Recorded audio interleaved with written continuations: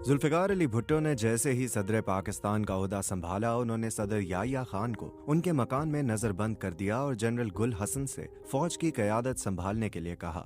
इसके बाद उन्होंने बरी फौज, बहरिया और फजाइया के 44 सीनियर अफसरान को ये कहते हुए बर्खास्त कर दिया कि वो मोटे हो गए हैं और उनका पेट बाहर आ गया है। मशरकी पाकिस्तान में शिकस्त पाकिस्तानी फौज को बैकफुट पर ले आई थी और जुल्फ़िकार अली भुट्टो ने उसका भरपूर फायदा उठाया। जुल्फ़िकार अली भुट्टो की वो कौन सी गलतियां हैं जो फौजी बगावत की बुनियाद बनी? आप सुन रहे हैं BBC उर्दू की ऑडियो स्टोरी और मैं हूं साद सुहेल। कुछ ही दिनों के बाद जनरल गुल हसन भी उनके दिल से उतर गए और उन्हें एक ऐसे चीफ की जरूरत पड़ गई जो आंखें बंद करके उनके हर हुक्म को बजा लाए। ओवन बेनेट जोन्स ने अपनी किताब the Bhutto dynasty struggle for power in Pakistan में लिखा है कि भुट्टो ने गुल हसन को बर्खास्त करने का हुक्म अपने स्टेनोग्राफर के बजाय अपने एक सीनियर साथी से टाइप करवाया। जनरल गुल हसन की बर्खास्तगी के हुक्म के बाद उन्होंने अपने काबिल एतमाद साथी गुलाम मुस्तफा खर से जनरल गुल हसन के साथ लाहौर जाने को कहा ताकि गुल हसन से उस वक्त तक कोई राब्ता न हो जब तक कि उनके जानशीन की तकर्री का हुक्म जारी न हो जाए। इस फैसले की मुखालफत करने वाले मुमकिन अहदेदारों को एक फर्जी इजलास के लिए तलब किया गया और उन्हें इस वक्त तक वहां रखा गया जब तक कि गुल हसन का इस्तीफा नहीं ले लिया गया। रेडियो और टीवी स्टेशंस पर पुलिस तैनात कर दी गई और पीपल्स पार्टी ने रावलपिंडी में एक अवामी जलसा इस मकसद के साथ मुनक्किद किया कि कहीं सदर भुट्टो को इस मामले में अवामी हिमायत की जरूरत न पड़ जाए। गुल हसन के बाद भुट्टो ने अपने काबिल एतमाद जनरल टिक्का खान को पाकिस्तानी फौज का सरबराह मुकर्रर किया। कुछ ही महीनों में भुट्टो का तकब्बुर इतना बढ़ गया कि उन्होंने पार्टी के सीनियर साथियों की भी तौहीन शुरू कर दी। भुट्टो की सवाने उम्री जुल्फी भुट्टो ऑफ पाकिस्तान में स्टैनली वुलपर्ट ने लिखा कि 2 जुलाई 1974 को भुट्टो ने सदारती अमूर के वजीर जलालुद्दीन अब्दुल रहीम या जे रहीम और मुतअद्दिद सीनियर साथियों को इशाइये पर मदऊ किया। इशाइये का वक्त 8 बजे था, लेकिन मेजबान भुट्टो खुद वहां नहीं पहुंचे। जब रात के 12 बज गए तो रहीम ने अपना ग्लास मेज पर रखा और चीख कर कहा, तुम सब चमचे जब तक चाहो उस वक्त तक लाड़काना के महाराज का इंतजार करो, मैं तो अपने घर जा रहा हूँ। जब भुट्टो ज़ियाफत पर पहुंचे तो हफीज पीरजादा ने उन्हें रहीम के सलूक के बारे में बताया। देर रात गए वजीर आजम की सिक्योरिटी के सरबराह ने रहीम के घर जाकर उन्हें इतना मारा कि वो बेहोश हो गए। जब रहीम के बेटे सिकंदर ने इस मामले में मुदाखलत करने की कोशिश की तो उसे भी मारा पीटा गया। जब टिक्का खान की मुद्दत मुलाजमत खत्म हुई तो उन्होंने भुट्टो को अपने जानशीन के लिए मुमकिन 7 लोगों की फहरिस्त भिजवाई। इसमें उन्होंने दानिस्ता तौर पर जनरल ज़ियाउल हक का नाम नहीं रखा क्योंकि उन्हें हाल ही में लेफ्टिनेंट जनरल के तौर पर तरक्की दी गई थी, लेकिन भुट्टो ने उन्हीं के नाम पर मुहर जब्त की।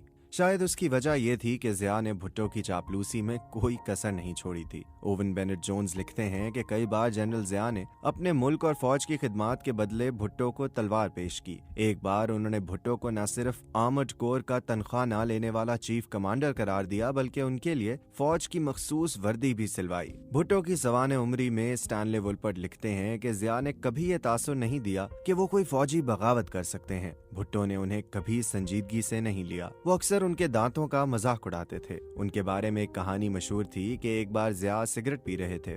इसी वक्त भुट्टो कमरे में दाखिल हुए। इस खौफ से कि भुट्टो को अपने सामने सिगरेट पीते देखकर बुरा न लगे, उन्होंने फौरन जलती सिगरेट अपनी जेब में डाल ली। थोड़ी देर बाद कमरे में कपड़े जलने की बू फैल गई। जुल्फ़िकार अली भुट्टो ने सोचा कि जो शख्स उनसे इस कदर डरता हो वो उनके खिलाफ कैसे बगावत कर सकता है। इसी दौरान भुट्टो हुकूमत के खिलाफ मुल्क भर में मुजाहिरे शुरू हो गए। भुट्टो की बेहतरीन काविशों के बावजूद अमन व अमान बहाल होता नजर नहीं आ रहा था। लाहौर में 3 ब्रिगेडियर्स ने लोगों पर फायरिंग से इनकार कर दिया। एक जगह फौजियों ने गोली चलाने के हुक्म की तामील की, लेकिन उन्होंने हुजूम के सर से ऊपर फायरिंग की। ओवन बेनेट जोन्स लिखते हैं कि भुट्टो की सबसे बड़ी गलती अपने मुखालिफिन से मुज़ाकरात में आर्मी कोर कमांडरों को शामिल करना थी। वो लिखते हैं कि भुट्टो के नुक्ता नजर से वो फौज को साथ लेकर चलने की कोशिश कर रहे थे, लेकिन फौजी अफसरान ने उन्हें दूसरी नजर से देखा। उनके ख्याल में भुट्टो के इस इक़दाम से जाहिर हुआ कि वो कमजोर हैं और हुकूमत चलाने की पोजीशन में नहीं हैं। तमाम तर मुखालफत के बावजूद भुट्टो ने 7 मार्च सन 1977 को आम इंतखाबात करवाए। आने वाले इंतखाबी नताइज पर आम पाकिस्तानियों ने यकीन नहीं किया। भुट्टो की पीपल्स पार्टी को कौमी असम्बली की 200 में से 155 नशिस्तें मिलीं, जबकि हिज़्ब इख्तिलाफ पीपल्स नेशनल अलायंस को इस कदर तशहीर के बावजूद सिर्फ 36 नशिस्तें मिली। सन 1970 के इंतखाबात में जब पीपल्स पार्टी अपनी मकबूलियत के अरूज पर थी, उस वक्त उसे सिर्फ 39% वोट मिले थे, जबकि इस इंतखाबात में उनका वोट 55% हो गया था। भुट्टो के खिलाफ हिज़्ब इख्तिलाफ की बड़ी इंतखाबी मुहिम के बावजूद उन्हें सिर्फ 39% वोट मिले। इंतखाबात के बाद के माहौल का जिक्र करते हुए कौसर न्याजी अपनी किताब lost days of premier Bhutto में लिखते हैं कि वजीर आजम की रिहाइशगाह पर हफीज पीरजादा, रफ़ी रजा और अपने 2 दोस्तों के साथ भुट्टो बैठे थे। पीरजादा की तरफ देखकर उन्होंने पूछा कि हफीज कितनी नशिस्तों पर धांधली हुई होगी। उनका जवाब था, सर 30 या 40 पर। भुट्टो ने कहा कि क्या हम ऑपोजिशन से इन नशिस्तों पर दोबारा इंतखाब लड़ने के लिए नहीं कह सकते? हम इन सीटों पर उनके खिलाफ अपना उम्मीदवार नहीं खड़ा करेंगे। भुट्टो चाहते थे कि वह लाड़काना से बिला मुकाबला मुंतखब हों, जबकि उनके मुशीर रफ़ी रजा इसके सख्त खिलाफ थे। भुट्टो के खिलाफ लड़ने वाले PNA उम्मीदवार को एक और सीट लड़ने की पेशकश की गई थी और उन्हें यह भी बताया गया था कि वो बिला मुकाबला जीत जाएंगे। उन्होंने इस पेशकश को कबूल नहीं किया। नतीजा ये हुआ कि उन्हें अगवा कर लिया गया ताकि वो अपने कागजात नामजदगी नहीं भर सकें। ओवन बेनेट जोन्स लिखते हैं कि हफीज पीरजादा ने उन्हें बताया था कि इंतखाबात में गड़बड़ इस वाकये से शुरू हुई थी। भुट्टो को देखकर पीपल्स पार्टी के 18 उम्मीदवारों ने भी ये यकीन दहानी चाही थी कि कोई भी उम्मीदवार उनके खिलाफ न खड़ा हो। पाकिस्तान के मारूफ सहाफ़ी खालिद हसन ने अपनी किताब रियर व्यू मिरर 4 मेमोआर्स में लिखा कि भुट्टो के एक मुशीर राजा अनवर ने फौजी बगावत से जरा कबल भुट्टो और जनरल टिक्का खान के माबैन एक मुलाकात देखी थी। भुट्टो ने टिक्का खान से कहा कि जनरल, आपको याद है कि आपने ज़िया को आर्मी चीफ बनाने की मुखालफत की थी? अब आपको एतराफ़ करना पड़ेगा कि मैंने सही फैसला किया था। अगर कोई दूसरा आर्मी चीफ होता तो वो अमनो अमान का बहाना बनाकर अब तक ये इक़्तिदार संभाल चुका होता। 7 घंटे बाद ज़िया ने भी वही किया। गिरफ्तारी के बाद भुट्टो पर अपने सियासी हरीफ मोहम्मद अहमद खान कसूरी के कत्ल का इल्जाम आयद किया गया। सरकारी गवाह महमूद मसूद ने गवाही दी कि जुल्फ़िकार अली भुट्टो ने उन्हें कसूरी के कत्ल का हुक्म दिया था। विक्टोरिया स्कोफील्ड अपनी किताब भुट्टो ट्रायल्स एंड एग्जीक्यूशन में लिखती हैं कि मौलवी मुश्ताक हुसैन 5 जजों की बेंच के सरबराह थे। भुट्टो के साथ पुरानी दुश्मनी थी। जब भुट्टो इक़्तिदार में थे तो उन्होंने 2 बार जूनियर जजों को उनसे पहले प्रमोट किया था। समाअत के दौरान जब भुट्टो ने अदालत में खुसूसी तौर पर तामीर शुदा कटहरे में बैठे जाने के हुक्म पर बरहमी का इजहार किया तो मुश्ताक हुसैन ने तंजिया लहजे में कहा, हमें मालूम है कि आप आराम तलब जिंदगी गुजारने के आदी रहे हैं। इसका ख्याल करते हुए हमने कटहरे में आपके लिए कुर्सी का बंदोबस्त किया है, वरना आपको आम मुजरिमों की तरह बेंच पर ही बैठाया जाता। मुश्ताक ने भुट्टो को सजाए मौत सुना दी।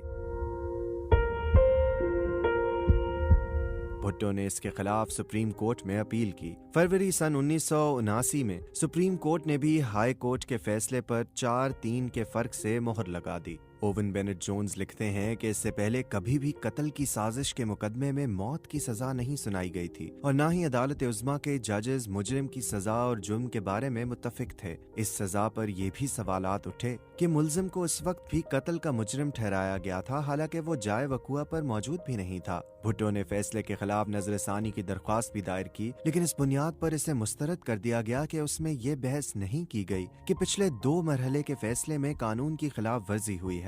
रूस के सदर ब्रेज़नेव, चीन के सरबराह हुआ गफिंग और सऊदी अरब के शाह खालिद समेत दुनिया भर के मुतादिद रहनुमाओं ने भुट्टो की सजा को माफ करने की अपील की। बरतानिया के वजीर आजम जनरल ज़िया को 3 खत लिखे, जिसमें एक खत के आखिर में उन्होंने लिखा, बतौर फौजी आपको एक पुरानी बात याद होगी कि मैदान जंग में तो घास बहुत जल्दी आग पकड़ती है, लेकिन तख्तादार पर कभी नहीं।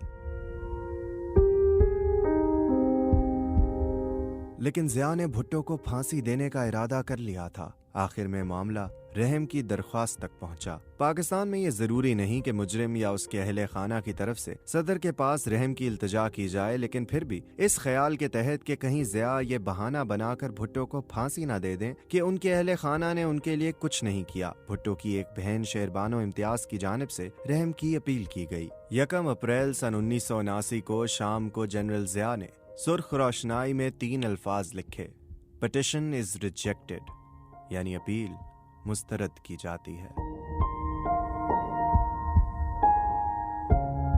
इस ऑडियो स्टोरी की स्क्रिप्ट के मुसन्निफ हैं रेहान फजल, जिनका तहरीर करदा आर्टिकल पढ़ने के लिए आप विजिट कर सकते हैं bbcurdu.com।